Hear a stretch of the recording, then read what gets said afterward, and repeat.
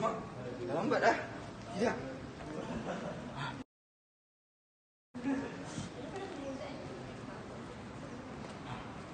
Assalamualaikum warahmatullahi wabarakatuh semua. Ya, apa khabar semua? Baik. Alhamdulillah. Okey, seperti yang kita semua tahu, kita sebenarnya dah habis belajar bab 2.1 hari tu, dan hari ni saya nak buat sedikit soal muayyan lah kepada kamu semua. So, adakah kamu semua bersedia? Sedia. Yes. Okey, saya nak tanya soalan pertama. Apakah maksud KDNK ataupun dikenali sebagai Keluaran Dalam Negeri Kasar? Saya nak jawab. Okey, Miza. KDNK ataupun nama dia sebagai Keluaran Dalam Negeri Kasar ialah nilai barang akhir dan perkhidmatan yang dihasilkan dalam sesebuah negara oleh faktor pengeluaran milik negara itu dan milik negara asing bagi tempoh 1 tahun sebelum ditolak dengan susut nilai.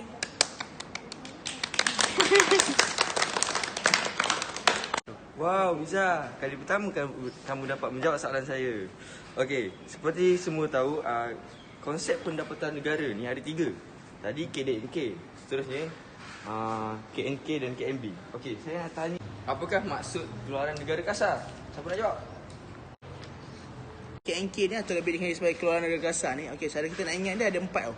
Apa, oleh siapa, bila dan di mana. Okey, apa ni nilai barang akhir perkhidmatan yang dikeluarkan oleh siapa, faktor pengeluaran warga negara, bila bagi tempoh 1 tahun, dan yang last di mana, di dalam dan juga di luar negara. Tu. Wow, tahniah Nabil, anda jawab yang sangat tepat ya. Okey, seterusnya saya move on kepada soalan seterusnya. Apakah maksud KNB? Siapa nak jawab? Saya boleh je. Okay, so keluaran negara bersih ni adalah nilai barang akhir dan perkhidmatan yang dihasilkan oleh faktor pengeluaran sesebuah milik syarikat tapi ditolakkan dengan susut nilai. Susut nilai apa?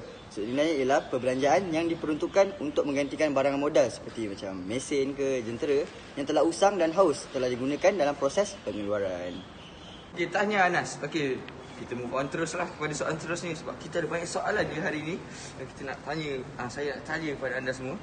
Okey, seterusnya, apakah perbezaan KDNK dan KNK? Siapa nak jawab lagi? Saya. Miza lagi. Okey.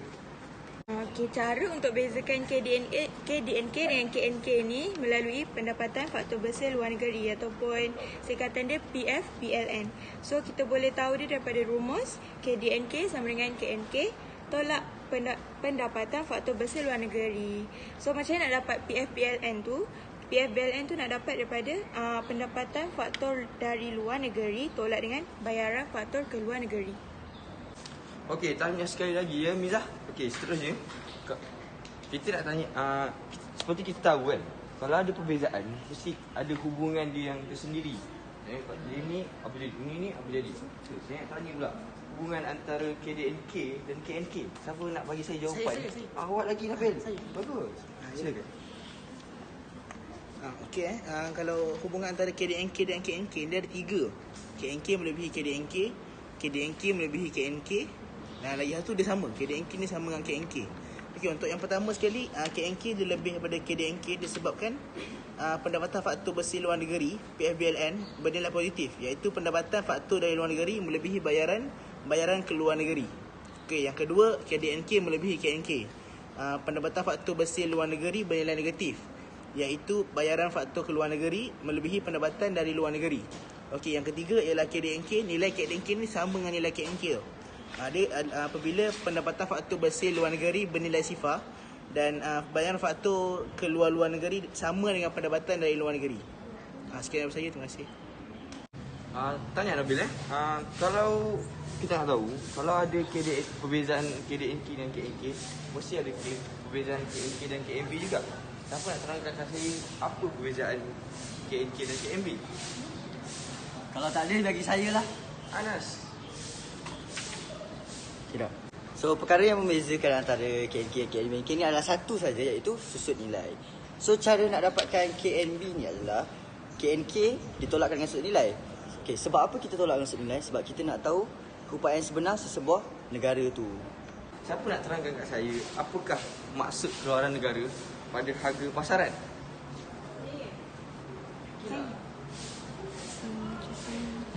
Saya nak terangkan dulu boleh tak? Boleh lah. Okey, saya nak terangkan harga pasar dengan kos faktor. Harga pasar dan kos faktor adalah keduanya nilai barang akhir dan perkhidmatan yang dikeluarkan oleh sesebuah negara. Yang membezakan antara harga pasar dengan kos faktor adalah harga pasar dibayar oleh pengguna, manakala kos faktor dibayar oleh pengeluar. Tanya Akila. Okey, seterusnya saya nak tanya kepada awak semua. Apakah perbezaan kedua-dua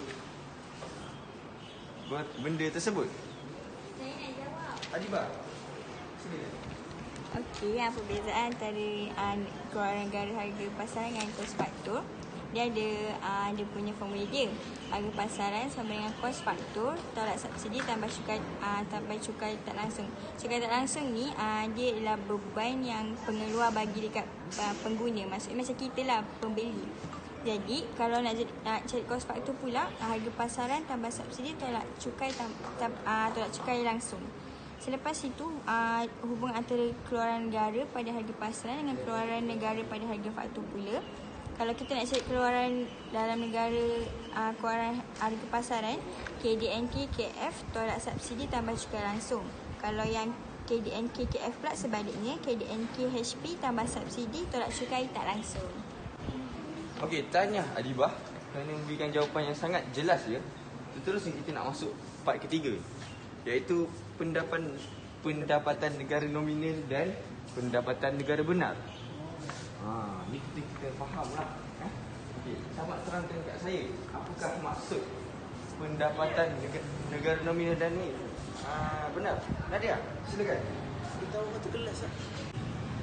Okey, pendapatan negara nominal ialah ukuran nilai barang dan perkhidmatan yang dikeluarkan berdasarkan harga tahun semasa. Manakala pendapatan negara benar pula ialah ukuran nilai barang dan perkhidmatan yang dikeluarkan berdasarkan harga tetap pada tahun asas. Bagus Nadia. Okey, seterusnya saya nak seorang daripada kelas saya kat sini terangkan kat saya apakah itu pendapatan per kapita. Saya cikgu. Hema, silakan. Pendapatan per kapita ialah pendapatan yang diterima oleh setiap penduduk secara purata dalam sesebuah negara. Secara rumus, pendapatan per kapita sama dengan pendapatan negara bahagi jumlah penduduk. Tanya Hema. Seterusnya, kalau ada pendapatan per kapita, kita ada juga pendapatan per sendirian. So kat sini, saya nak seorang daripada kamu terangkan kat saya apakah maksud pendapatan persendirian. Silakan. Pendapatan persendirian ialah jumlah pendapatan yang diterima oleh semua individu dalam ekonomi, sama ada daripada pendapatan faktor atau bayaran pintahan. Pendapatan faktor ialah pendapatan yang diterima oleh individu sebagai ganjaran serta menawarkan faktor pengeluaran dalam proses pengeluaran seperti sewa dan upah dan gaji. Manakala bayaran pintahan ialah bayaran yang diterima oleh individu walaupun tidak menawarkan sebarang faktor pengeluaran dalam proses pengeluaran barang dan perkhidmatan. Contohnya beasiswa dengan pencen. Itu saja. Bagus Ju, sangat jelas dan saya sangat faham dengan jawapan anda. Seterusnya kita bergerak kepada pendapatan boleh guna. Siapa kat sini nak terangkan kat saya? Siu. Ya. Pendapatan boleh guna ialah bahagian pendapatan persendirian yang boleh dibelanja dan ditabungkan selepas pembayaran cukai persendirian. Secara rumusnya ialah pendapatan boleh guna sama dengan pendapatan persendirian tolak cukai pendapatan persendirian. Itu je, sir. Bagus Yu, jawapan yang sangat-sangat tepat dan jelas. Okey, sekian untuk kelas kita pada hari ini ya. Kita dapat cover konsep pendapatan negara ya. Saya harap kamu semua jelas sebab kalau kamu tak jelas ni, kamu tak dapat mungkin tak dapat kira-kira sebab dalam seterusnya kita akan belajar kira-kira dalam pendapatan negara.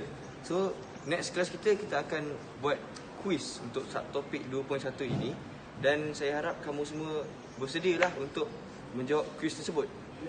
Boleh semua? Boleh. Boleh kamu bagi yang terbaik? Boleh. Bagus.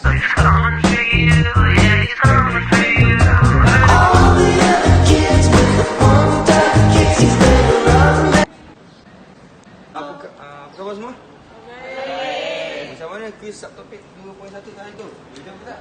Boleh. Saya harap semua dapat keputusan yang cemerlang ya dalam kuis ini. Sebab saya sangat-sangatlah mengharapkan sesuatu yang cantik daripada result kamu semua.